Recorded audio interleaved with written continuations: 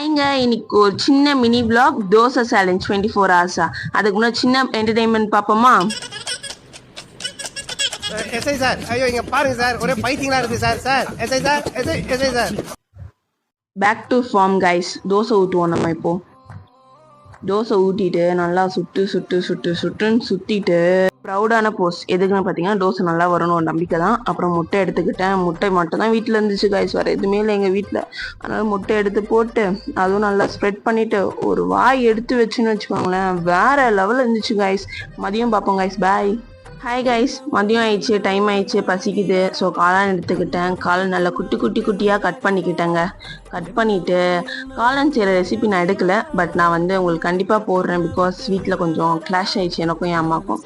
So அதனால் என்னால் எடுக்க முடியல. தோசை ரெடி பண்ணிட்டோம். இப்போ காளான் மேலேயும் போட்டாச்சு. இப்போ செம்ம டேஸ்ட்டாக இருந்துச்சுங்க. நீங்களும் ஒரு வாட்டி ட்ரை பண்ணி பாருங்கள். கைஸ், நைட் ஆயிடுச்சு. நைட்டு ஒரு ஸ்வீட்டாக சாப்பிட்லான்னு சொல்லி மாம்பழம் எடுத்துருக்கேங்க. அப்புறம் மாம்பழம் நல்லா குட்டியாக கட் பண்ணலைங்க, ஒரு அளவுக்கு கட் பண்ணியிருக்கேன். கட் பண்ணி இதை நல்லா பிளெண்ட் பண்ணி கொண்டு வருவோம். நல்லா பிளெண்ட் பண்ணி வச்சு என்ன வாசனைங்க, மாம்பழம் வாசனை. யாருக்கெல்லாம் மாம்பழம் பிடிக்கும் கமெண்ட்டில் சொல்லுங்கள். செம்ம டேஸ்ட்டாக இருந்துச்சுங்க. அப்புறம் இந்த குட்டியாக மாவு எடுத்துக்கிட்டேன். நான் மட்டும் தான் சாப்பிட போகிறேன்னால, ஏன்னா இது சும்மா ட்ரையல் தான் பார்த்துருக்கேன். தோசை சுடுவோமா?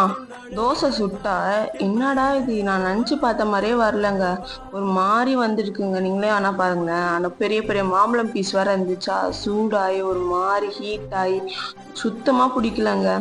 இந்த ப்ராப்பர் ரெசிபி தெரிஞ்சால் யாராச்சும் கமெண்ட் பண்ணுங்கள்.